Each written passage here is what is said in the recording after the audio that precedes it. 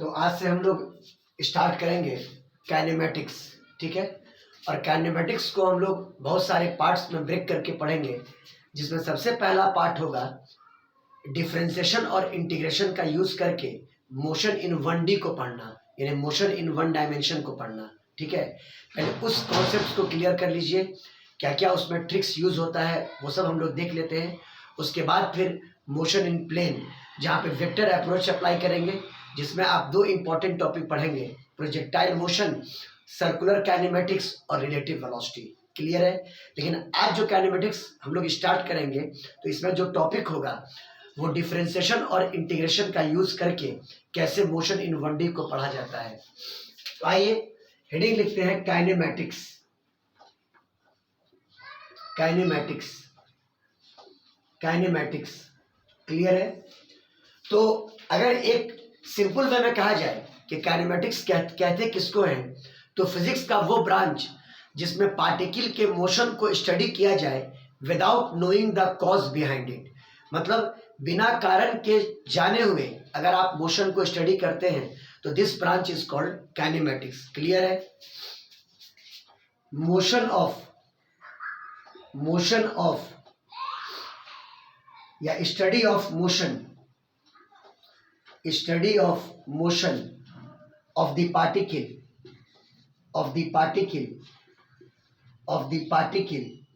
without knowing the cause,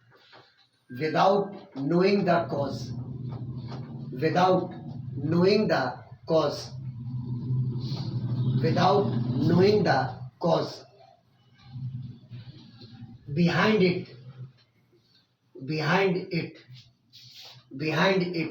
is called kinematics, clear है। चलिए, तो ये तो एक फॉर्मल डिफिनेशन हुआ काइनेमेटिक्स का। Without knowing the cause if we study the motion of the particle, this branch is called kinematics. इसमें सबसे पहला टॉपिक आज जो हम लोग डील करेंगे, डिफरेंशिएशन का यूज करके 1D के मोशन को आप कैसे स्टडी करते हो। तो देखिए, आपका फर्स्ट टॉपिक होगा application of differentiation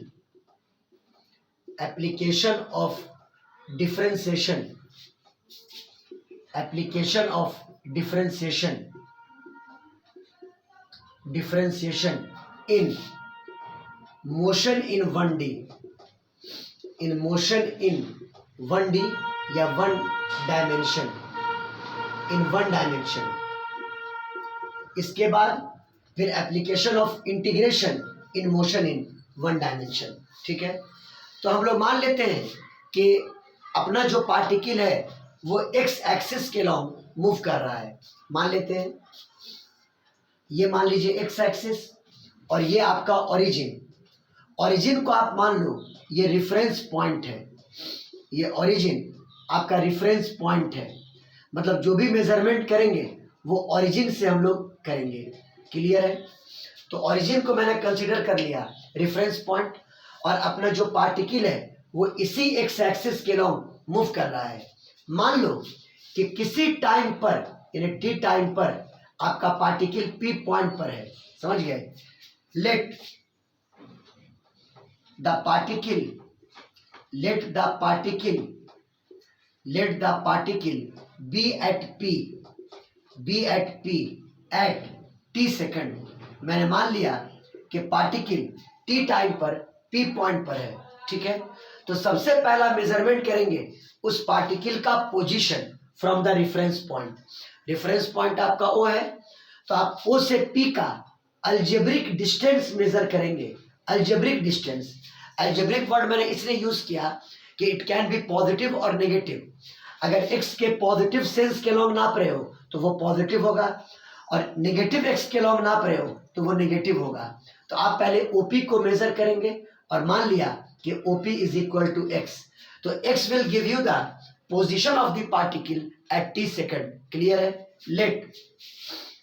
late OP is equal to x, which is equal to position of the particle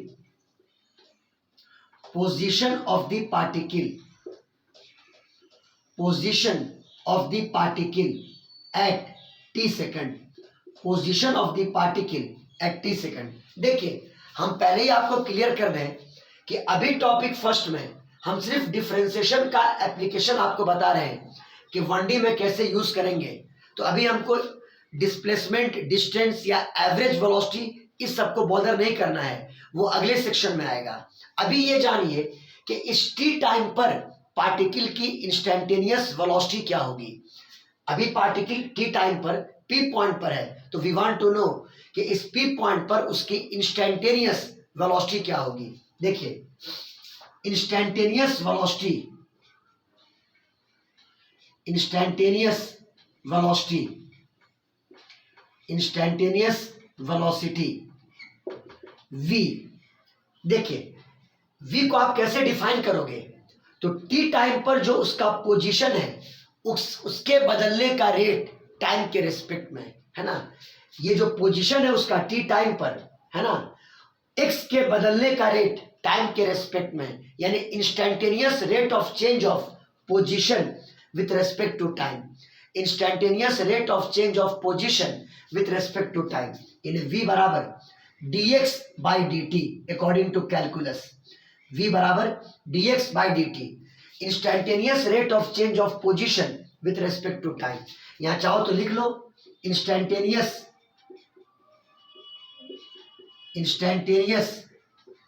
rate of change of position, rate of change of position, rate of change of position with respect to time, instantaneous rate of change of position with respect to time. Clear है। तो ये velocity calculate करने का तरीका हो गया। Instantaneous velocity मतलब velocity at a particular instant, and that instant अभी यहाँ पर t सेकंड है। तो आप t सेकंड पर पार्टिकल की वेलोसिटी कैलकुलेट कर सकते हैं by using the formula dx upon dt। यहाँ पर पोजीशन आपको टाइम के टर्म में दिया हुआ होगा और पोजीशन को टाइम के रिस्पेक्ट में आप डिफरेंशिएट करोगे, आपको इंस्टेंटेनियस वेलोसिटी मिल जाएगा। आइए पहले इसको नोट डाउन कीजिए।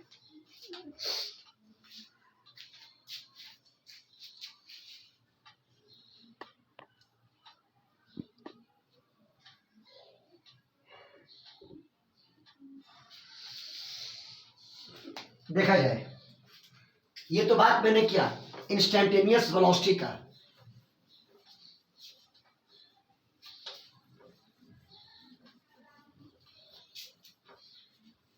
अब इसी टाइम पर हम लोग एक्सेलरेशन को डिफाइन करेंगे, and that will be called instantaneous acceleration, instantaneous acceleration, instantaneous acceleration, acceleration, instantaneous acceleration a, और a इज इक्वल टू हो जाएगा वेलोसिटी के बदलने का रेट टाइम के रिस्पेक्ट में, यानी instantaneous rate of change of velocity with respect to time. यानी किसी भी पर्टिकुलर टाइम पर वेलोसिटी के चेंज करने का रेट टाइम के रिस्पेक्ट में। क्लियर है। यानी a is equal to dv by dt, a is equal to dv by dt, यानी instantaneous rate of change of, instantaneous rate of, instantaneous rate of change of, rate of change of velocity, rate of change of velocity with respect to time, instantaneous rate of change of velocity with respect to time, with respect to time. Clear है। यानी आपको velocity as a function of time दिया हुआ रहेगा और आप v को t के रिस्पेक्ट में डिफरेंशिएट कर लेना, you will get the instantaneous acceleration a is equal to dv by dt। Clear है। देखिए एक्सेलरेशन को निकालने का आप एक फॉर्मूला और यूज कर सकते हैं, है ना। मे भी कभी कभी ऐसा होता है कि velocity as a function of position दिया हुआ होता है और वहां पर आपको कह दिया जाए कि एक्सेलरेशन कैलकुलेट करो, तो this formula can also be expressed as a बराबर dv बाई dt है, आप इसको लिख दें dv by dx into dx by dt। इस चीज को इतना लिखने में कोई दिक्कत नहीं है, dv by dx into dx by dt। dx by dt को आप कहोगे वेलोसिटी ऑब्वियसली, तो ये बराबर v into dv by dx, v into dv by dx, यानी एक्सेलरेशन को आप ये भी लिख सकते हैं v into dv by dx। तो a के लिए आप दो फॉर्मूला यूज कर सकते हो, या तो dv बाई dt या a बराबर v into dv by dx। तो इतनी देर में मैंने आपको ये समझाया कि मोशन इन वन डायमेंशन में किसी भी टाइम पर आप वेलोसिटी कैसे कैलकुलेट करेंगे और एक्सेलरेशन कैसे कैलकुलेट करेंगे। और एक और बात हम पहले ही कह दें, वेलोसिटी कैलकुलेट कर रहे हो, एक्सेलरेशन कैलकुलेट कर रहे हो, ये सारा वेक्टर टर्म्स है, समझ गया बात को। लेकिन अभी हम लोग वेक्टर का साइन ऊपर में असाइन नहीं करेंगे, क्लियर है। उनका डायरेक्शन उनके साइन के साथ लेंगे, यानी पॉजिटिव और नेगेटिव साइन को कंसीडर करके लेंगे, क्लियर है। इतना का स्क्रीनशॉट लीजिए और इसके प्रॉब्लम्स को देखते हैं हम लोग।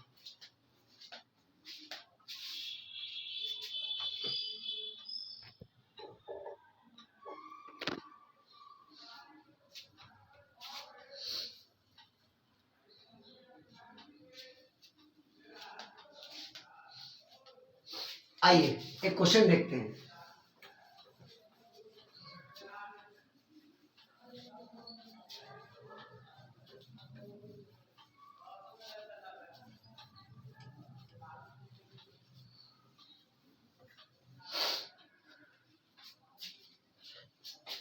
Example number first, the position time relation, the position time relation for particle moving on x axis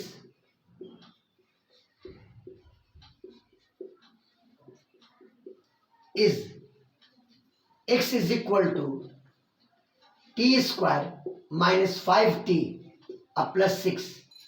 This is the relation between position and time. आपको चेक करना हो कि क्या पार्टिकल का एक्सेलरेशन कांस्टेंट है या वेरिएबल है। Is the acceleration of the particle, is the acceleration of the particle, is the acceleration of the particle constant और वेरिएबल, कांस्टेंट और वेरिएबल। क्या पार्टिकल का एक्सेलरेशन कांस्टेंट है या वेरिएबल है। तो देखिए आपको पोजीशन टाइम रिलेशन दिया हुआ है और आपको पहुंचना है कहां पर, एक्सेलरेशन पर। तो पहले पोजीशन का इक्वेशन ले लीजिए आप और dx बाई dt कैलकुलेट करो तो आपको वेलोसिटी आ जाएगा, और फिर dv बाई dt कैलकुलेट करो तो आपको एक्सेलरेशन आ जाएगा। आइए यहां से x is equal to T square minus 5t plus 6, चलिए दोनों तरफ t के रेस्पेक्ट में डिफरेंशिएट कीजिए। तो dx बाई dt बराबर टी स्क्वायर का 2t माइनस 5 कांस्टेंट बाहर और t का 1 और 6 आइसोलेटेड कांस्टेंट है 0। dx बाई dt हो गया वेलोसिटी, और velocity is equal to 2t minus 5, clear है। अब यहां से आप कैलकुलेट करो dv बाई dt, तो you will get the acceleration. Now dv by dt is equal to, यहां पे 2 कांस्टेंट बाहर और t का 1 और 5 कांस्टेंट उसका 0। dv बाई dt का मतलब एक्सेलरेशन हुआ a बराबर 2 मीटर पर सेकंड स्क्वायर। अब गौर करो कि a टाइम डिपेंडेंट नहीं आया बल्कि a 2 मीटर पर सेकंड स्क्वायर आया है ना, इंडिपेंडेंट ऑफ टाइम। ये जो आया वो इंडिपेंडेंट ऑफ टाइम, इंडिपेंडेंट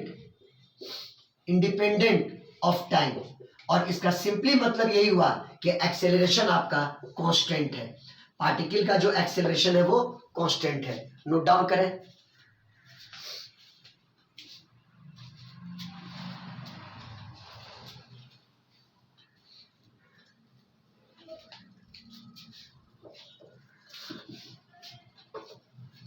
आइए सेकंड क्वेश्चन लगाते हैं।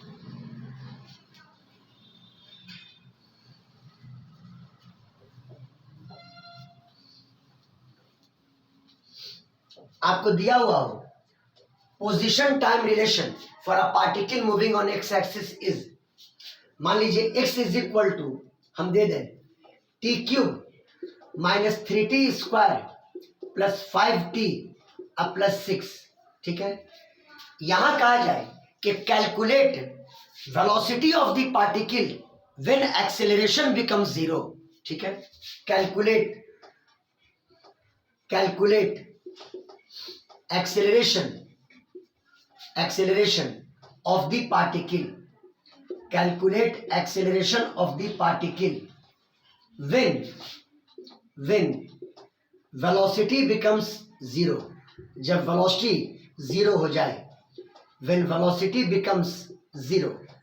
चलिए ठीक है, देखिए आपको कैलकुलेट करना है एक्सेलरेशन, और एक गिवन कंडीशन है कि कब, जब वेलोसिटी क्या हो जाए, जीरो। समझ गया बात को? या इसका मतलब कि सबसे पहले आपको यह पता करना होगा कि वेलोसिटी जीरो होगा कब, वेलोसिटी जीरो कब होगा। समझ गए? आपको टाइम मिल जाएगा वेलोसिटी जीरो होने का, कि किस टाइम पर वेलोसिटी जीरो होगी, और उसी टाइम पर आपको कैलकुलेट करना पड़ेगा एक्सेलरेशन का वैल्यू। तो उसके लिए पहले आपको वेलोसिटी और टाइम के बीच में, और एक्सेलरेशन और टाइम के बीच में रिलेशन लाना होगा।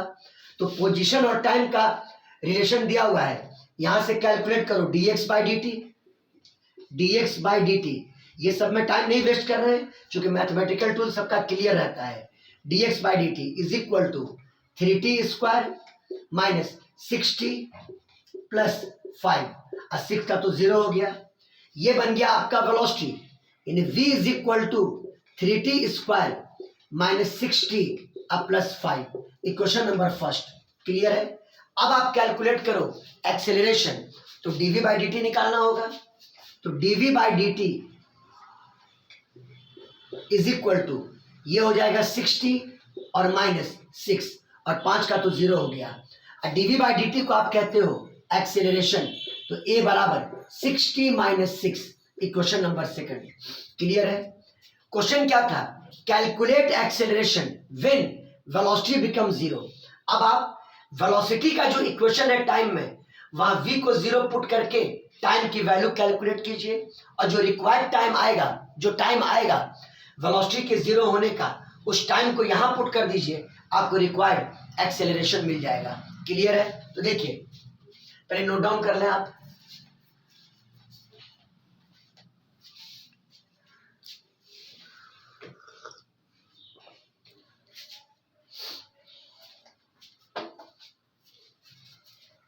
आइए देखिए,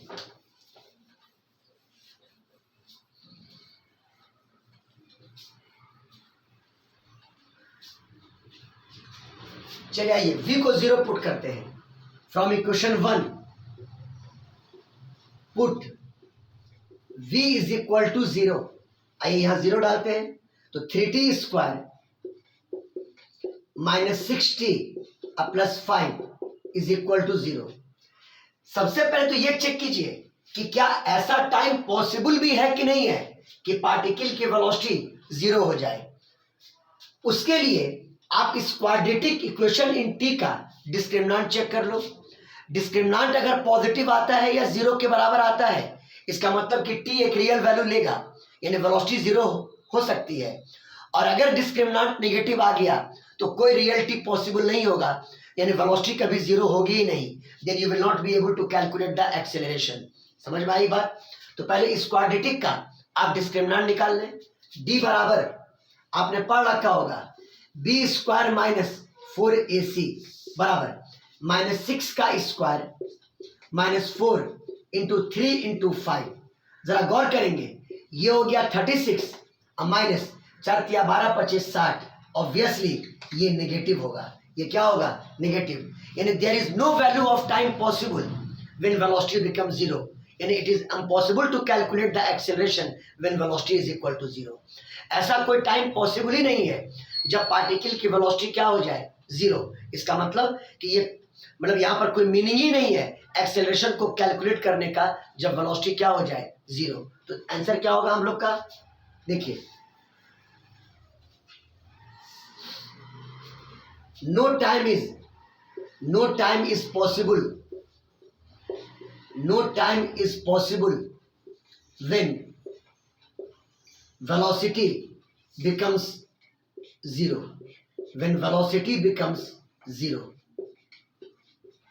Clear है? This implies that it is impossible to calculate the acceleration. It is impossible to calculate acceleration when velocity becomes 0 या when v is equal to 0. Clear है? चलिए स्क्रीनशॉट लीजिए. उम्मीद है आपको समझ में आ रहा होगा कैलकुलेशंस.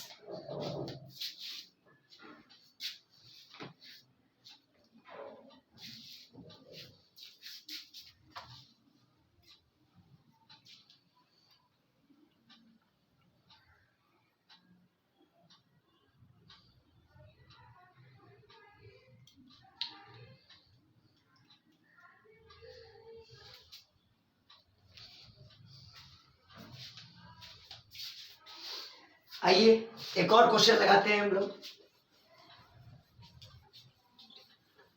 मेनली न्यूमेरिकल पर्पस से हम ये वीडियो सीरीज स्टार्ट किए हैं. थ्योरी का कंटेंट इसमें कम लेंगे, न्यूमेरिकल्स जितना ज़्यादा हो सके वो करवाने की कोशिश करेंगे. आइए एग्जाम्पल. अब एग्जाम्पल नंबर 3rd या 4th जो भी हो आप लिख लेंगे. The position time relation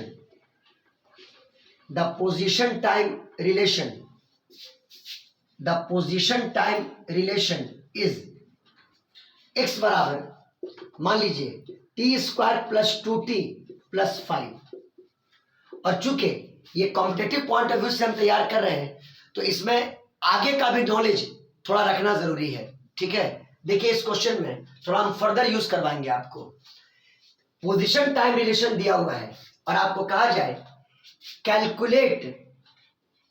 calculate total work done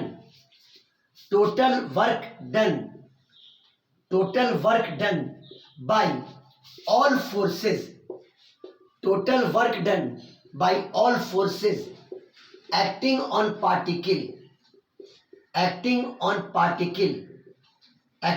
particle in between t is equal to 0 second to t is equal to 2 second. 0 second से 2 सेकंड के इंटरवल में आपको सारे फोर्सेस के द्वारा टोटल वर्क को कैलकुलेट करना है. समझ में आई बात? देखिए इसके लिए आपको एक नॉलेज रखना पड़ेगा वर्क एनर्जी थ्योरम का. Total work done W total यानी total work done by all the forces acting on the particle is equal to होता है चेंज इन काइनेटिक एनर्जी यानी डेल्टा के, जिसको हम लोग कहते हैं वर्क एनर्जी थ्योरम. ये कहलाता है वर्क एनर्जी थ्योरम. ये कहलाता है work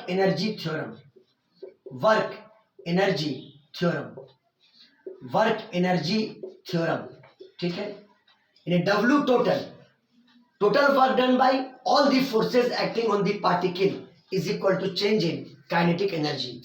total work done by all the forces acting on the particle is equal to change in kinetic energy. ये आपका वर्क एनर्जी थ्योरम है और आपको यहाँ पर क्वेश्चन में टोटल वर्क डन निकालना है. समझ गए? तो सिंपली आप क्या करो कि 0 सेकंड से 2 सेकंड के बीच में पार्टिकल के काइनेटिक एनर्जी में कितना चेंज हुआ वो आप कैलकुलेट कर लो. और मान लो कि पार्टिकल का मास दिया हुआ है 1 किलोग्राम के बराबर. देखते हैं दिखता है कि नहीं दिखता है आपको? चलिए ठीक है, पार्टिकल का मास 1 किलोग्राम आपको दिया हुआ है. चलिए पोजीशन टाइम रिलेशन दिया हुआ है, आपको चेंज इन काइनेटिक एनर्जी निकालना है और काइनेटिक एनर्जी का फॉर्मूला हाफ mv² होता है. हाफ mv², यानी वेलोसिटी आपको चाहिए. पोजीशन टाइम रिलेशन से आप वेलोसिटी कैलकुलेट कर लेंगे. समझ में आई बात? प्लानिंग यही होगी. From the given position time relation आप कैलकुलेट करेंगे वेलोसिटी. तो given x is equal to t² + 2t + 5. यहां से वेलोसिटी कैलकुलेट करें तो dx/dt बराबर 2t प्लस यहाँ पे 2. क्लियर है? t का तो 1 हो गया, 5 का 0 हो गया. ये वेलोसिटी हो गया. v बराबर 2t + 2. क्लियर है? वेलोसिटी और टाइम में रिलेशन आ गया. देखिए आपको इनिशियल और फाइनल काइनेटिक एनर्जी निकालनी है। तो इनिशियल का मतलब 0 सेकंड पर और फाइनल का मतलब 2 सेकंड पर। समझ गया बात को? तो देखिए at t equal to 0 second, बताइए वेलोसिटी की वैल्यू क्या हो जाएगी? v बराबर 2 इंटू 0, 0 और 0 प्लस 2 यानी 2 मीटर पर सेकंड। और अब बताइए initial kinetic energy formula half m into V square बराबर हाफ पार्टिकल का मास बोलिए 1 kg और वेलोसिटी की वैल्यू 2 का स्क्वायर हो गया 4, काटिए 2 दूनी 4 जूल, 2 से कटा 2 जूल। ये पार्टिकल का इनिशियल काइनेटिक एनर्जी आ गया। वैसे ही 2 सेकंड यहां पर पुट करके पहले फाइनल वेलोसिटी निकाल लीजिए, उसके बाद आपको फाइनल काइनेटिक एनर्जी आ जाएगा। At t is equal to 2 second, चलिए बोलिए वेलोसिटी बराबर 2 इंटू 2 सेकंड पुट करना है, अब प्लस 2 दूनी 4 प्लस 2 यानी 6 मीटर पर सेकंड। और यहां से कैलकुलेट करो फाइनल काइनेटिक एनर्जी यानी kf, और kf is equal to half m into V square यानी 1/2। मास की वैल्यू है 1, वेलोसिटी की वैल्यू है 6 का स्क्वायर 36, कैंसिल कीजिएगा 18 जूल आ जाएगा। देखिए ये हुआ इनिशियल काइनेटिक एनर्जी और ये हुआ फाइनल काइनेटिक एनर्जी। बताइए डेल्टा के यानी चेंज इन काइनेटिक एनर्जी, मतलब final kinetic energy minus initial kinetic energy. और केएफ का वैल्यू है 18 माइनस केआई का वैल्यू है 2, 18 माइनस 2 यानी 60 joule. Now we will use work energy theorem. Total work is equal to change in kinetic energy, therefore W total is equal to 16 joule. ये total work आ गया। यानी simply एक differentiation का use करके हम लोगों ने अगर पोजीशन और टाइम में रिलेशन दिया हुआ है तो आप टोटल वर्क कैलकुलेट कर लिए। क्लियर है? नोट डाउन कीजिए।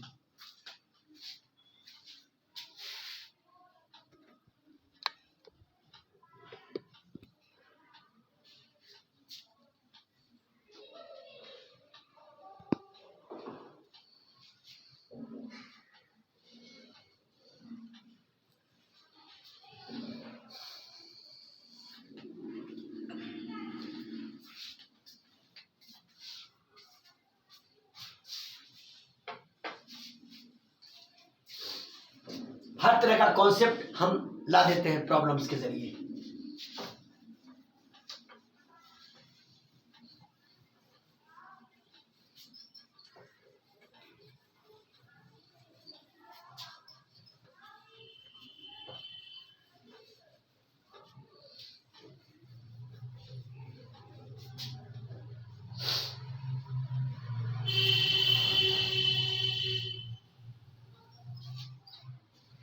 मान लीजिए एक और क्वेश्चन लेते हैं हम लोग। The position time relation, the velocity of the particle, the velocity of the particle depends on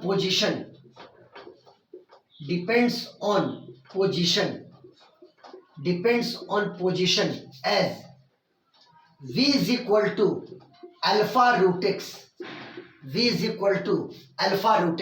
जहां पे अल्फा एक कांस्टेंट है, alpha is equal to constant. ठीक है, आपको चेक करना है कि क्या पार्टिकल का एक्सेलरेशन कांस्टेंट है या वेरिएबल है ना।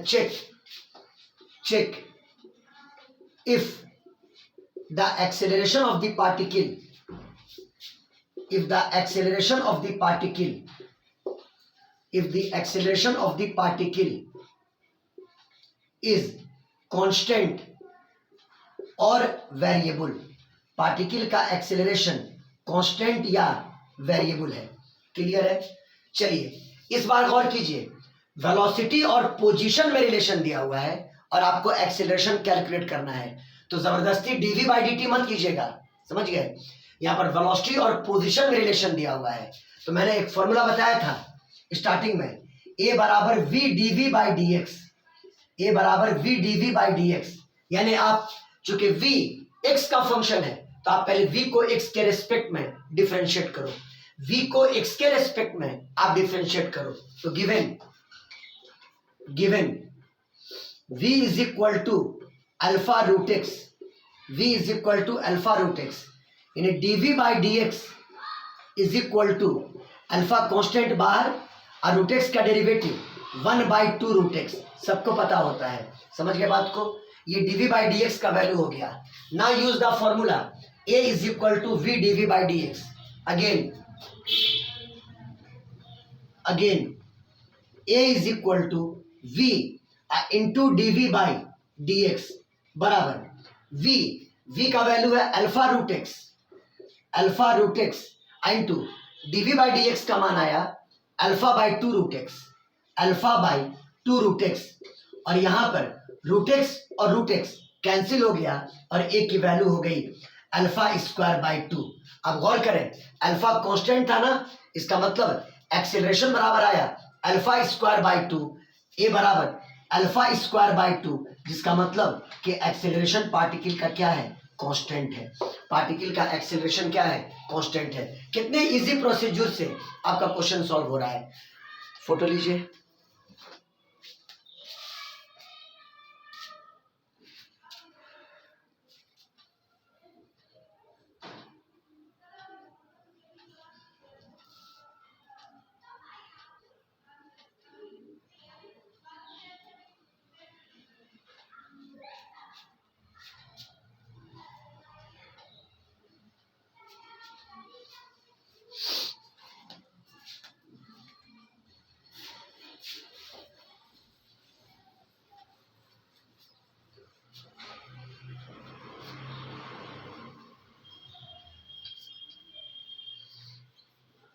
आज तो हम अपना क्वेश्चन करवा रहे हैं इस टॉपिक से, और अगली क्लास में जेईई मेंस में जितना भी क्वेश्चन इस पैटर्न का होगा वो आपको करवाएंगे। इस तरह से सीक्वेंस चलता रहेगा, समझ गया बात को।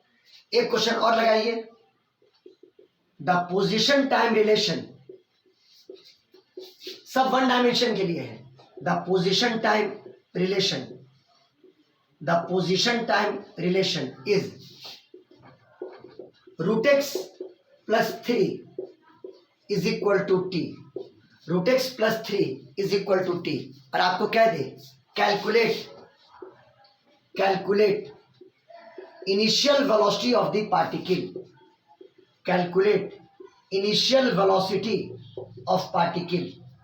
आपको पार्टिकल का इनिशियल वेलोसिटी निकालना है, calculate initial velocity of the particle, यानी वेलोसिटी ही कैलकुलेट करनी है, that is equal to dx by dt। तो x t के टर्म में एक्सप्रेस होना चाहिए, यहां पे थोड़ा सा घुमा के है, root x plus 3 is equal to T, given root x plus 3 is equal to T. पहले आप x इज इक्वल टू इस फॉर्म में ले आइए, उसके लिए क्या करें, 3 को उस साइड ले जाइए, तो root x is equal to T minus 3, square कर दीजिए दोनों तरफ, तो squaring both sides,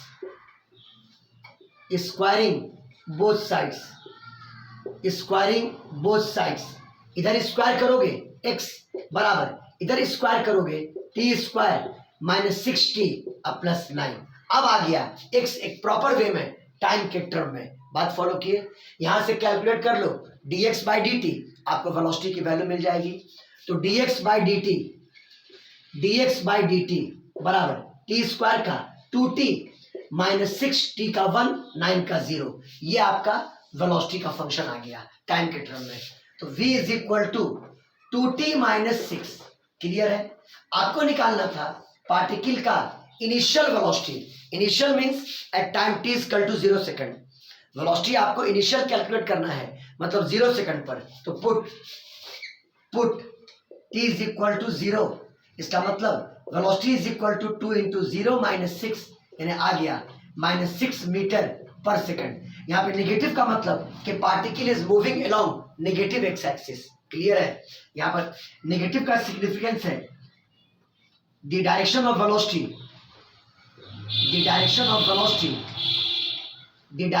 velocity at initial time is along negative x-axis, is along negative x-axis. Photo लेना है.